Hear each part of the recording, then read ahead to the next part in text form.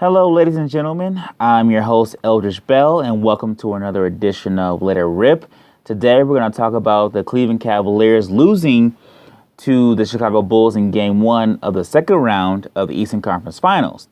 Now, most people are panicking like, oh my God, they lost. They're done for because they lost J.R. Smith for, I believe, 2 games, and they lost Kevin Love for the entirety of the playoffs. And oh my God, the Cleveland Cavaliers are just done.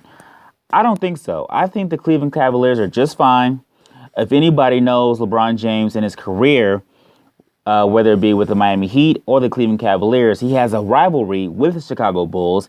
And when you have a rivalry of this nature, you got to throw out the roster. And I think that this is going to be a drag-out series. Obviously, it wouldn't be that big of a series if they had J.R. Smith and Kevin Love for the entire series, but they don't.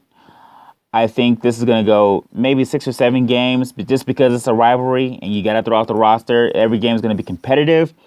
But with that said, I think that the Cleveland Cavaliers are in good shape because if you think about it,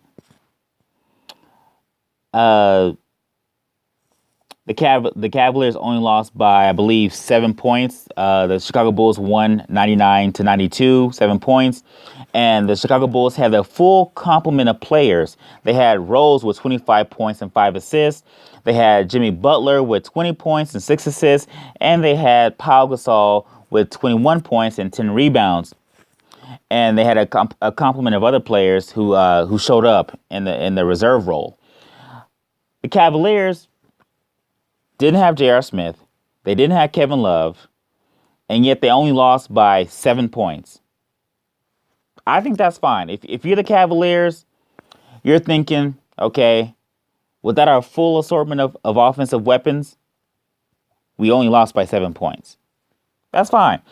LeBron James, he had 19 points, 9 assists, 15 rebounds. He also had 6 turnovers, which was, I think, uncharacteristic for LeBron James, which I'm pretty sure he'll clean up in the succeeding games.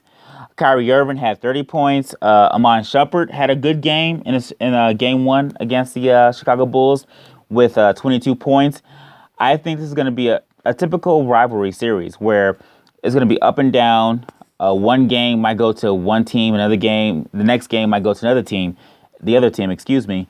And I think, honestly, the Cleveland Cavaliers are fine. They're fine. If you're only going to lose 7 points, if you're only going to lose by 7 points to the Chicago Bulls, who have their full complement of players, you're fine. You're absolutely fine. For this next game 2, who do I have? Honestly, I have LeBron James bouncing back. I don't think he'll get 6 turnovers in Game 2. I think Iman Shumpert will continue to play good. He's a great defensive player, and if he can get you 22 points, that's extremely gratis. You love that. You want that. That's free. If you want J.R. Smith, I believe she'll be back in Game 3. That's fine. But if you can split the first 2 games for the Cavaliers, you're golden. You're absolutely golden. Kyrie Irving, I expect him to play just as well as he did in Game 1.